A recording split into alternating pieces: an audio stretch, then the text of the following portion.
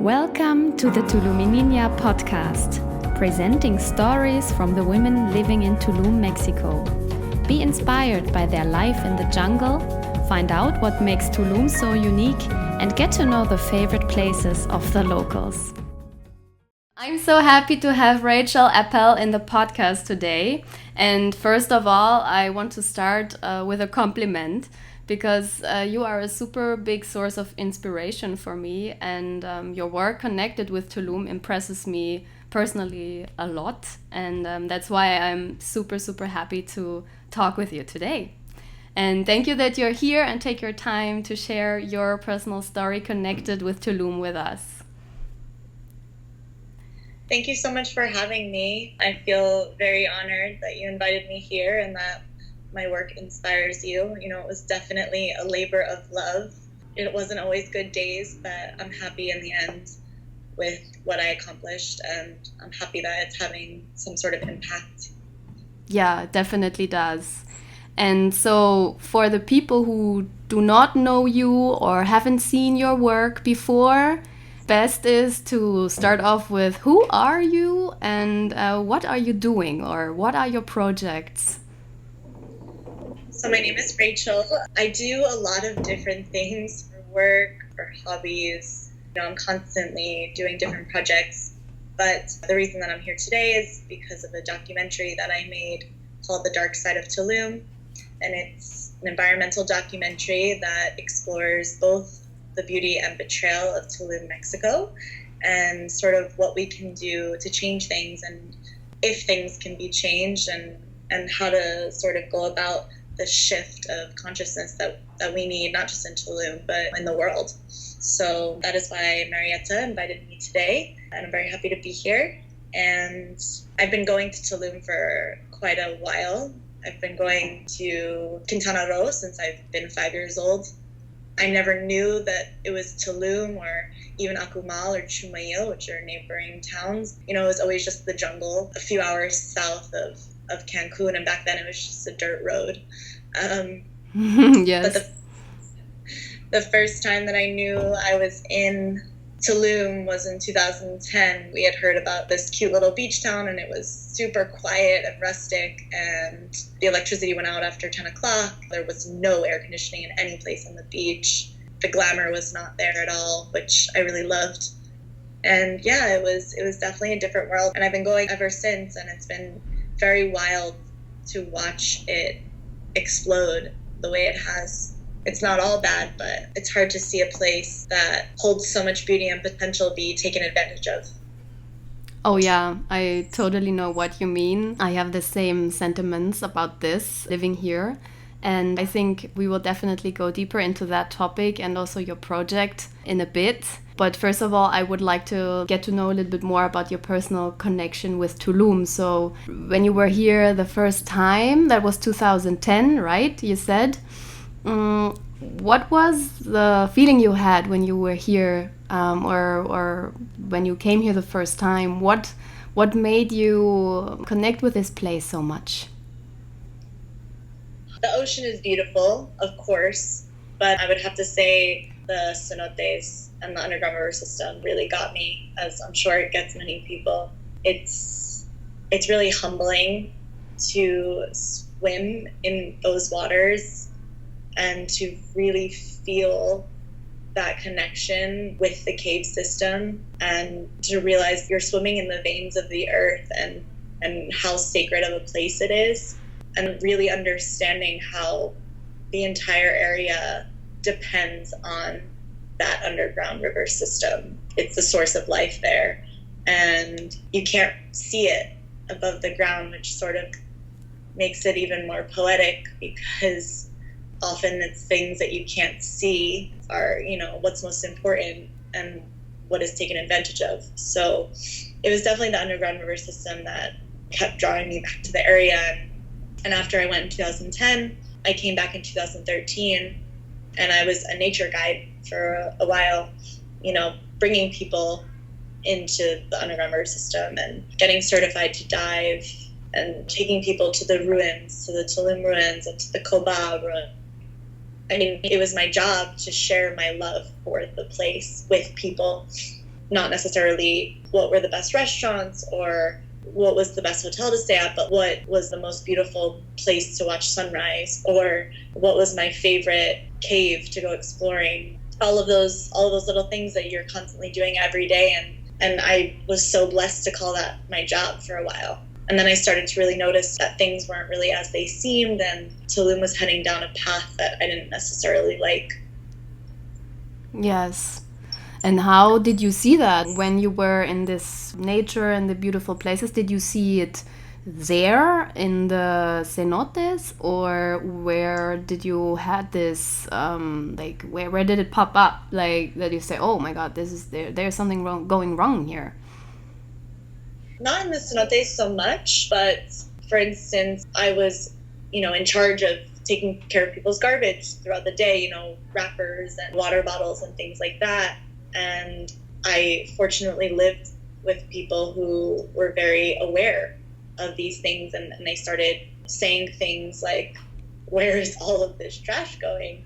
And it took a little while to be like, oh, even though there's this garbage here that says bottles, has anyone even really seen a recycling center? And I mean, there is one, but unfortunately the bottles don't always make it there. And I started to hear about this garbage dump that's in the middle of the jungle, and it was just a rumor.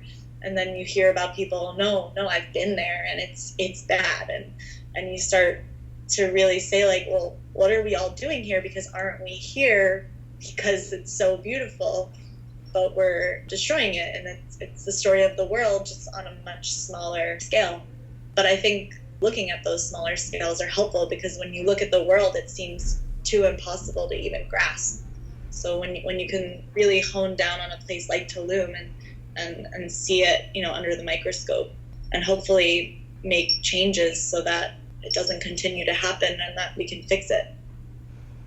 Right, absolutely. Because I think also that Tulum, I always say that it's like a blueprint for so many other places in the world, right? That are still super untouched, and the infrastructure is not there yet, but there are a lot of people. And I think in places like this, we can all try to make it better somehow with, starting from small things and not looking at the huge world where a lot of problems are, like as you said, like we cannot really, like, where should we start, right? And so what is the, before we dive deeper into the dark side, I would like to know, like, what is exactly the magic of Tulum for you? Is it the nature? Is it the underground water river system? Or is there anything else that is super magical for you in Tulum? Because there are so many people coming here and they say Tulum has this magic, right? What is this for you? I mean, it definitely does have this magic. You'll hear people say, like, Tulum is this vortex, and the ancient Mayans who lived in Tulum long before any of us were even a thought in the universe, they knew that it was special, and that's why they built Tulum there. It has the sunrise from the water. It has the Siankan biosphere, which is, for me, one of the most incredible places that I've been in the world. One of my favorite things to do is go watch the sunset on a little broken dock in Siankan, and there's not many people there because you have to hop a fence to get there. And I think that there's certain places in the world like Tulum that just have a certain energy, and you can't really explain it. You have to go and feel it yourself. And Tulum is one of them, and it's one of the reasons that people are drawn to it and why it's grown so quickly. And unfortunately, it's just being mismanaged. Mm-hmm. Yes. Totally. And now, like, going back to your project and what you did, and then just starting from the point when you saw, oh wow, there's something going wrong here, and you heard about this dumping site. So how did your project start, right? Have you been then researching about the dumping site, or how did it start that you were thinking about showing in a documentary what is going on in Tulum? While I was back and forth from Tulum and in between studies and things like that, I decided that after I finished my studies, which I was studying environmental studies in New York at Hunter College. I was like, well, once I'm done with school, I'm going to move to Tulum and I'm going to try and clean up what's going on and be really involved in the community. And I actually started applying for jobs, and I got accepted to a really great job where I was going to be making a decent amount of money. And I was even being sponsored with my visa and everything, and it was going to be totally legit. And it was right before Christmas of 2015. And I decided that's what I was going to do. I was going to go home for the holidays and I was going to do my visa work. And then after Christmas, I was going to move down and work during the day and then be really involved in the community. And while Christmas was happening, one of my dearest friends' moms passed away. And not that it really has anything to do with Tulum, but, you go through that with a friend, and something in me told me that I needed to do something for Tulum, but that this wasn't the right path. Just moving down and trying to clean it in the way of, a recycling program or, clean water program or something, which are all things that Tulum needs to be improved with. But in the time that I had sent my visa work down, it turned out that I had made a slight mistake, so they had to send it back to me, which was kind of annoying. But when I got it back, I never sent it back. And I decided to apply for my master's in journalism in London, and I got in. And by September, I was living in London and working and studying journalism with the intent of that I was going to tell Tulum's story after my 1-year course. It was an international program, and I learned so much about reporting and researching and how to write and how to record and film and edit and all of those things. It was an amazing program at City University of London. It was my final project. That's how it started off. We had to do either like a radio piece or a video. And I did a radio piece for my grade, but it took me a few weeks. And once I was done with that, I was like, okay, now I'm going to take this information and turn it into a documentary, because this story really needs to be told, because the only thing people are seeing are Instagram photos and pictures of food and beaches and models and things like that. And no one is seeing what's going on behind the scenes. And I'm going to use Instagram against itself, and I'm going to show people what's really going on. So when I went down there, I really had no idea what I was doing or getting myself into. I had no idea how bad the situation really was until you see it, and you're walking through the garbage and you're meeting people who have literally swam through feces in the underground river system. And it was hard. And there was days where I was very serious about giving up. And then, I chased a lot of dead ends, and I trusted a lot of the wrong people. And I wanted help, making the film, because it was my first film. I really was inexperienced. And I met a lot of people who promised to help me, and they never did, which was hard, because I wanted help so bad, because I needed that help to help Tulum. And then I got a call a little over a year ago from my now dear friend, Gabrielle. She was doing something for Art Basel in Miami, and, she said she had been following my project on Instagram, and she wondered if she could show something at Art Basel, which was, in 2 months from the time that we spoke. And I was just like, yeah, I can give you a short. And I did not have a short at the time. So I literally, from that moment, sat in front of my computer from 6 o'clock in the morning until 2 a.m. for 2 months straight. And, I bought stock footage for what I was missing. I wrote the script, and I just did it. I was like, you know what? No one is going to help me. There's a lot of people who don't want me to make this film, and I'm not going to let that happen. And I made the short, and I put it out there, and it was very well received, and it got so much more attention than I ever thought it would, putting out my own independent documentary on YouTube. So, summed up, that was the story of how it happened. Yes, wow. That's so impressive, and so full of things I would like to ask and to know. This is super impressive that you just went for it and just made it happen. Because one of the questions I have right now is, when you were telling the story, is why do you think, or who didn't want you to do the documentary? What was it more like individual people who were afraid that there's something shown that is not right, or is the tourists would be scared away from seeing this, or was it more like also the town like really saying no, or what was the troubles, or this thing that you thought the people actually don't want the people to see this? It was large business owners, I would say. My movie is bad for business, and anything that's bad for business, they don't want. Tulum is a town where word gets around fast. And, it wasn't long before I understood who was on my side and who was against me, and who was pretending to be on my side.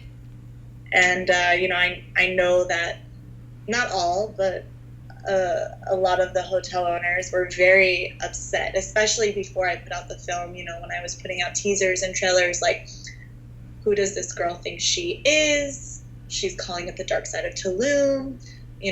Just upset. And I get it. It's hard for people to be called out on their bullshit, essentially. And a lot of the business owners, unfortunately, have been mishandling this whole situation. And I don't blame them. But I think now that we know all of this, that it's time to take serious action. And there are some that are, but in my opinion, there's not enough people taking serious action. Yes.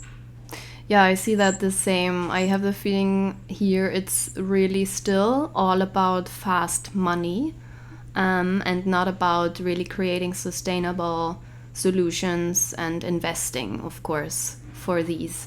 I find this personally very strange, because we are dealing here with nature, right, and the beauty of the whole area. And when the area is destroyed and like through pollution and whatever it is, the tourists will stay away for a longer time, right? And this is something I personally don't understand. And I also want to talk about this point, right, that you said that people said, who this girl thinks she is, talking about the dark side of Tulum. Do you think that they thought you want to shed a bad light on Tulum? But I have the feeling it's actually the opposite, right? Because it's a chance for Tulum when you show also the dark side, no? Yeah, I mean, I've always been a firm believer in that the only way to really reach the light is through the dark. We hear that all the time, and it's true. But again, there's a lot of people here in Tulum who are here to make money, and that is their concern. And a lot of those people who are disrespecting the environment have the luxury to sell their place and go to the next hottest destination once they've ruined Tulum. And they can forget all about the people that they've left behind and all of the families that depend on Tulum. And they had that luxury, so they don't really care. They're there to make money, and they're there to be seen, and they're there to have the most Instagram followers. And it's a shame. But, again, it's the story of the world. Money usually triumphs over the environment. Yeah, unfortunately, the world is still like that. Yes. So hard. But for me personally, it's also living here. I don't know. It's a trouble to see it really in your face. What's going wrong, right? I have the feeling that in bigger cities, it's just in the background, right? The trash system works. You don't really also see that there's trash around. But here in Tulum, it's right in your face, right? And just one question, what do you think? Like, it's all about eco-tourism here, right? When you Google hotels in Tulum, they all claim to be eco-friendly and everything. Do you think there is like a business that is really eco-friendly here, or is all a fake? I'm not going to name anyone or blacklist anyone on this podcast, but I will say that, among my research and you know, friends of mine who are biologists, scientists there, like we've sort of done some numbers, and it's like maybe 5% of businesses are actually sustainable. Wow. That's a crazy number, right? Yeah. It is a crazy number. But, you know, these businesses fail to see that times are changing, and, you know, if they actually put their money where their mouths are and they were sustainable, that they could charge even more money than they're currently charging. And they're charging quite a lot. And sustainability doesn't have to mean making less money. It means making an investment for the future so that you can actually be more profitable in the end. And it's unfortunate, this sort of scene that is in Tulum now. There's a lot of crazy stuff happening there. And you know, my friends tell me that all of the parties this year, Tulum is not meant to be Ibiza 2.0. Tulum is not meant to have 1,000-person parties when the places that are hosting them are only meant to host a capacity of 200 to 300 people. You know, Tulum is just, it would be nice if we could all go to Tulum and party and have fun and not have a care in the world, and that, you know, Tulum could handle it, but that's not what Tulum is meant for.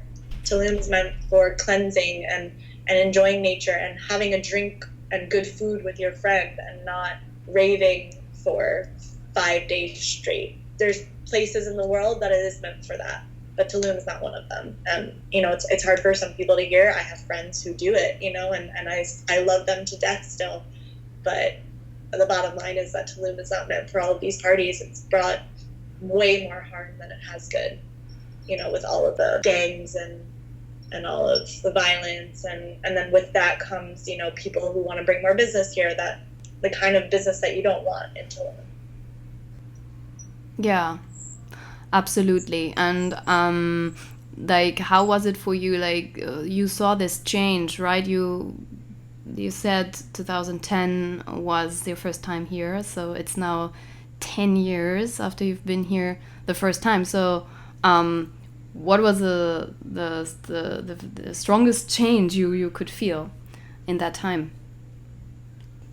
Just being on the roads is like, you feel it, you know, you feel the air is not as crisp anymore, and you feel, you know, my feet are filthy, like when I walk around now without shoes, and, you know, it just doesn't feel as clean anymore. Most of the hotels on the beach run on diesel generators. None of us are thinking about how that's affecting our lungs even. Like, be selfish, forget about the environment. Like, let's all remember we're all breathing in this filthy air, because diesel generators are not meant to be a main source of energy. They're meant for emergencies because they consume so many resources, and they're very dirty. So we're all breathing this in, and, you know, it's settling on the ground, and it's going into the ocean, and it's going into the cenote system, and it's just a ticking time bomb. That's how I sort of look at Tulum. And it's as if you're building a new house. And everyone knows, well, you have to lay the pipes down, and you have to get plumbing, and you have to put the electricity in before you can move in. You have to have running water and all these things. And it's like, we all moved into that house, or we all moved into Tulum before it was built. And now it's harder to catch up and build around everyone than it would have been to be like, okay, like, let's take our time and, you know, do this properly, because Tulum is not the first place that this has been done to. You know, it was done to Acapulco in the 50s. It was done to Cancun. And then it was done to Playa del Carmen. And now it's being done to Tulum. And it's very sad, but I've also learned I can't let that sadness get to me, and I sort of have to stay strong, because if you let the sadness get to you, then you don't really get anything done.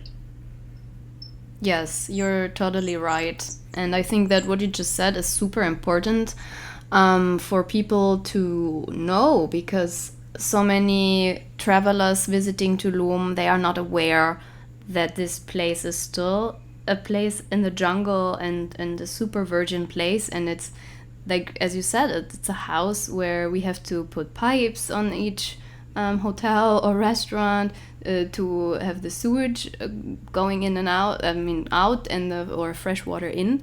It doesn't exist, right? And also electricity, most of the places are not connected to the electricity system in town.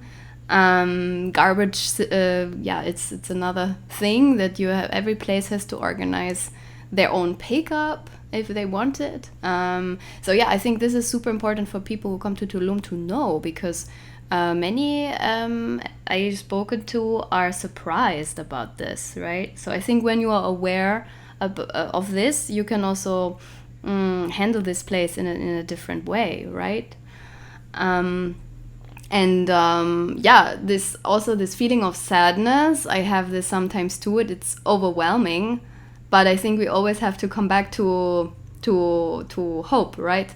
So what would you say could be or is a solution to save the environment of Tulum? I get asked this question a lot. And for a long time, when people would ask me, especially, if I was at a screening or in a public event with my team that I was with at the time, we would offer, this is how we can fix our water, this is how we can fix our energy, this is how we can fix garbage. And they do exist. There's a company that I'll mention because the water, for me, is the most important thing. Plastic is important, don't get me wrong, but plastic is physical. And once something goes into the water, it's a lot harder to clean up. And water is the source of all life. So we really need to take care of the cenote system. And, every place, and I briefly mentioned it in my documentary, needs to have a wastewater treatment plant. If they're not hooked up to the municipal sewage system, which most places aren't. And there's this company called Elemental that is doing really amazing work. They have a system that you can buy and put in your place, and it will recycle the water and clean it and make sure that your dirty water isn't polluting. So, if you want to check them out, they're a great company, and I think they deserve a lot of attention right now, because once the water's dirty, I don't know what's really going to happen, and there's only more and more sewage and pollution going in as we speak right now. It's not stopping. So for me, that's the most important.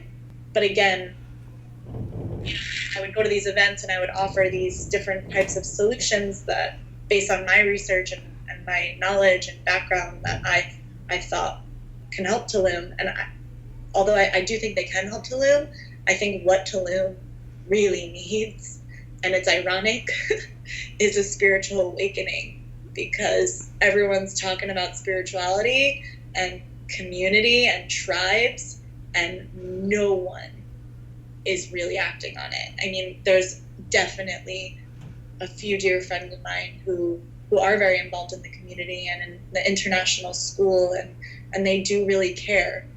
But most of the people with money and the people who can solve these problems, and a lot of the large hotel owners, they're talking about cleaning the environment.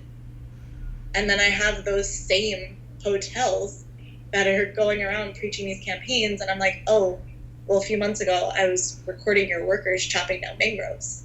And then when I confront them, they're like politicians, and they ignore the question. They'll answer all of my other questions, but when I ask them, but what are you going to do about the fact that you're chopping down mangroves, they just ignore it, like a true politician. And it was in that moment that I was confronting this business owner about him chopping down mangroves that, I realized no amount of technology or money is going to save Tulum. What these people need is to really look inside of themselves and ask themselves, when this is all over, when Tulum is all over, am I going to be able to sleep at night knowing what I did or what I didn't do? And that's their choice. Again, I really think that, Tulum needs a wake-up call of some sort, and that's what I hoped this documentary would be. And I hope that maybe, it still can have that effect, but only time will tell. Yeah, definitely. Only time will tell, and I just hope that a lot of people watch your documentary and get to know more about what's the beauty and also the dark side of this place. And you were just talking about campaigns of the hotels, right? And this is actually a very nice, to my next question, because if you would place an ad on one of the big billboards in Tulum who are just right now advertising, invest in a new apartment. If you could advertise on one of these big billboards, what would it say? I thought about but it costs a lot. What would it say? Honestly, because I'm very creative and I want people to think and not just read something, it would probably be, a picture of some not nice image of Tulum, whether it's a garbage dump or trash on the street or something not appeasing to the eye, because all of the billboards are very beautiful on the road. And it would probably say something like, it was fun while it lasted. Although it's not a joke, because I really hope that one day we're not all looking back and saying that, because it seems like it's heading that way. One day we're not going to go back to Tulum, and who knows, but that's probably maybe an option that I would have for a billboard. Yeah, I think that's super beautiful and strong, because and brave, because not many people dare talking about this topic openly and in public, because they fear that that they are being known as the person talking bad about Tulum, right? But it's not about talking bad about Tulum. It's about actually caring, and it's coming out of a place of super deep love for the place, right? And this is, I think, also very important that people understand that this is not about talking bad about the place. It's just about that we need to take a lot of care so that it's as beautiful as it is in the future, right? Right. I explain it at the end of my documentary. The Dark Side of Tulum is a dark mirror. It's obsidian, which is what the ancient Mayans believed obsidian was the reflective mirror of truth. And it's looking in the darkness and facing the truth and deciding, I'm going to keep living this lie, or I'm going to change my own narrative, and I'm going to go towards the light and live in the truth and do the right thing. And once you make that change, once you do the right thing, there's no shame in looking back and saying, I was not doing the right thing. I was fucking up, and there's no shame in that. And I hope that maybe business owners who hear this, who maybe aren't doing the right thing, understand that only good can come out of changing your ways if that's what's necessary. I've made so many mistakes in my life that needed a change, and now I can look back on them in confidence and admit to those mistakes and feel strong that I made those changes. And it's the same, but people fear change, and we'll see how Tulum goes in the next few years, I guess. Yes. Yeah, because it's really, as you said, admitting that, you did something that it's maybe not quite right or not perfect. It's actually super confident to say that, right? And to be aware of this and say, okay, I stand here now and I will change it. This is, it's a super, super strong character trait. And I hope that many more people will have this in the future. I think that I have some last questions for you. For example, one of my favorite questions I always ask is, put into just one single word, what does Tulum mean for you? I have had some of the best days of my life in Tulum and some of the worst. I have fallen in love. I've had my heart ripped out of my chest. I've, met the worst people in Tulum, and I've met the best people in Tulum, and all of it has taught me so many lessons, and I wouldn't be who I am today without Tulum. So I think growth is definitely my word. That's beautiful. And what advice would you give to travelers who come to visit Tulum for the first time and they don't know anything about it? What advice would you give them? Explore without believing Instagram. Find your own places, don't just listen to reviews. Walk around. Don't Google everything. I think part of the reason that Tulum became what it is because of Instagram and Google reviews and people wanting to be seen at certain places. And there's a lot of hidden gems that, aren't as loud amongst the crowd. And you should go and find them. And just let Tulum take you. You don't need a phone when you're in Tulum, I promise. That's wonderful. And talking about these hidden spots, usually the podcast is recorded in a place which is a favorite place of the guest. And since you are right now not in Tulum, we do this online, right? So we are not in this place that you would choose to record the podcast in. So share, please, if you like, what is your favorite spot in or around Tulum and why? I think I might have mentioned it before. It's a little outside of Tulum. It's on the road of Sian Khan. It's like a kilometer 8 or 9, and it's actually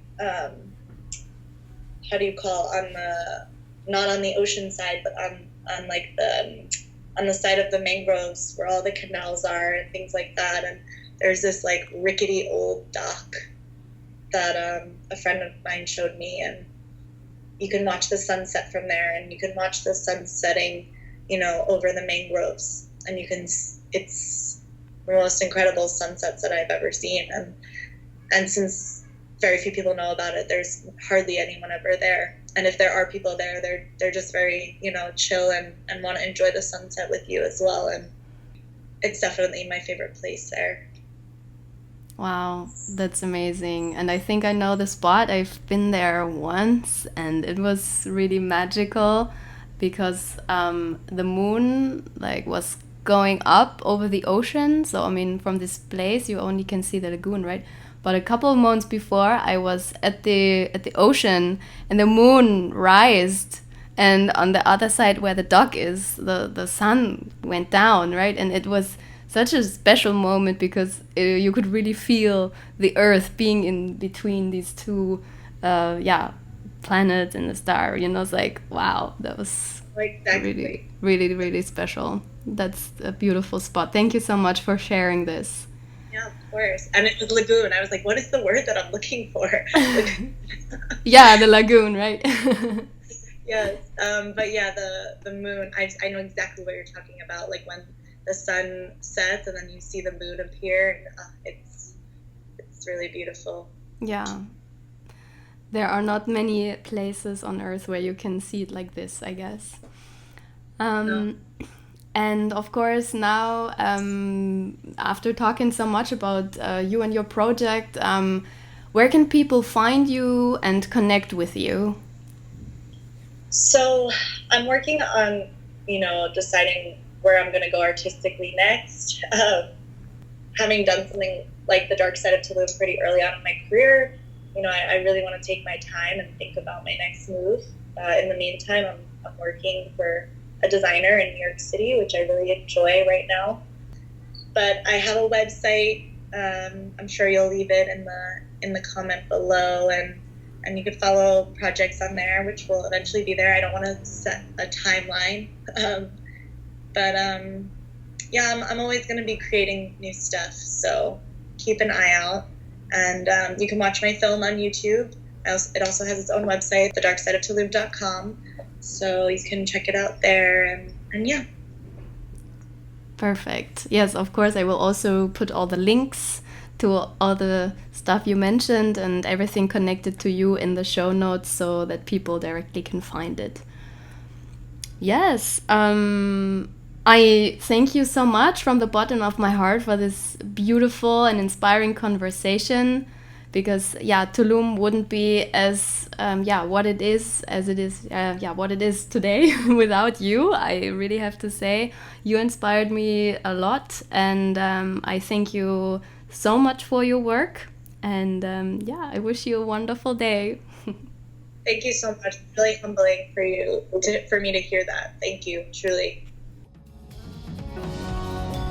I hope this episode inspired you to live your dream and explore the world in your own unique way. Tune in soon for another inspiring story from the women living in Tulum, Mexico. Hasta pronto, your Tuluminiña.